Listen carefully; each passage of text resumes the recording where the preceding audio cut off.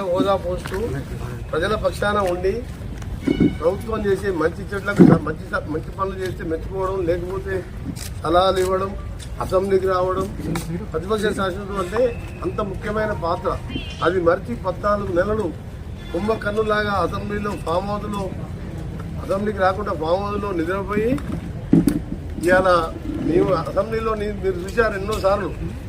అరే కేసీఆర్, మేము 14 మంది బలం ఉంది, మా పట్టి వారికి 6 ఎమ్మెల్యేలున్నా టీఎంసీ నాయకులున్నా ప్రతిరోజు వచ్చి నువ్వు మైక్ ఇచ్చినా ఇవ్వకుండా ప్రజల పక్షాన పోరాటం చేసిండు.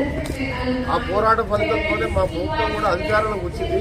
నువ్వు చేసిన తప్పులన్నీ కూడా 6 ఎమ్మెల్యేలతో ఉన్న బలం ఉన్నంత 39 బలం ఉంది, ఎందుకు వస్తలేవని చెప్పి ఆ రోజు మా పట్టి సిఎల్పి నాయకులు డిప్యూటీ లీడర్ శ్రీధర్ బాబు గారు కొట్లాడిండు. ఈయన 39 మంది ఉన్న 14 నెలలు 5 సార్లు అసెంబ్లీ పెట్టా రాలే. నేను ఛాలెంజ్ చేసిన హరీష్ రావు, కేటీఆర్ మారే మీరు బచ్చగాని మీరెందుకు మాట్లాడుతున్నావు, మీ మావని మీ నాయనని రమ్మని చెప్పు, ఛాలెంజ్ చేద్దాం. మీ 10 సంవత్సరాల పాలన మా ప్రభుత్వం ఏం చేస్తుందో తెలుసుకుందాం, మీ పచ్చగాలతో మేమెందుకు మాట్లాడుతామని నేను ఎన్నోసార్లు చేసినా. నాకు ఇవాళ సంతోషంగా అనిపిస్తుంది. ఇవాళ నా ఛాలెంజ్కు నిన్న కూడా కేటీఆర్ నల్గొండకు వచ్చి నల్గొండను ఎండబెట్టి ఎస్ఎల్పి సొరంగాన్ని పండబెట్టి ఉదయ సముద్రం పూర్తి చేయకుండా మహాత్మా గాంధీ యూనివర్సిటీలో కాలు కూడా పెట్టాలి. 10 ఏళ్ళు జిల్లా మినిస్టర్ పెట్టలే, కేటీఆర్ పెట్టలే. అలాంటి వచ్చి వాడు వీడని మాట్లాడి నా మీద.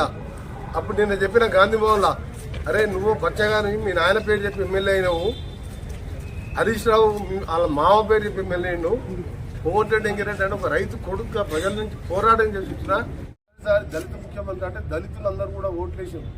12% మైనార్టీలకు రిజర్వేషన్ అన్నాం. నీలాగా తప్పుడు మాటలు చెప్పలే, మేము చేసేయే చెప్పినాం, అవే చేస్తున్నాం. ఇంకా ముందు అయినా సరే ప్రతి ఒక్కటి చేస్తున్నాం. చెప్పని మూసి కూడా చేస్తున్నాం క్లీనింగ్ చేయాలి. అందుకని నువ్వు ఏదో బయటకు వచ్చి మాట్లాడితే రోజు భయపడతావు లేడు ఇక్కడ. నేను దీనిలాగా దొంగ మాటలు చెప్పి దళితులు చేస్తా అని చెప్పి నువ్వు అధికారం రాలేదు. 6 గ్యారంటీలు సోనియా గాంధీ ఆంధ్రప్రదేశ్లో పార్టీ అంతా మొత్తం పోయింది. ఒక వార్డు మెంబర్ లేడు మాడు. అక్కడ పార్టీ పోతుందని కూడా తెలంగాణ ఇచ్చింది సోనియా గాంధీ. 2 సార్లు కేసీఆర్ మాటలని మోసపోయినాం. అసలు తెలంగాణ కాంగ్రెస్ గెలిపించాలని ప్రజలు గెలిపించిండ్రు. మళ్ళీ కూడా మేమే గెలుస్తాం. నీతో ఏమీ కాదు, ఏమి చేయలేవు. ఎప్పుడైతే పార్లమెంట్లో అసెంబ్లీలో కొద్దిగా 39 సీట్లు వచ్చినాయి, పార్లమెంట్లో వచ్చేసరికి 9 3వ ప్లేస్ 7వ ప్లేస్ డివైడ్ పోయింది. నేను చేసేది ఏముంది? రేపు లోకల్ బాడీ ఎలక్షన్ చూసుకుందాం. ఒక జిల్లా పరిషత్ ఛాలెంజ్ చేస్తున్నాం.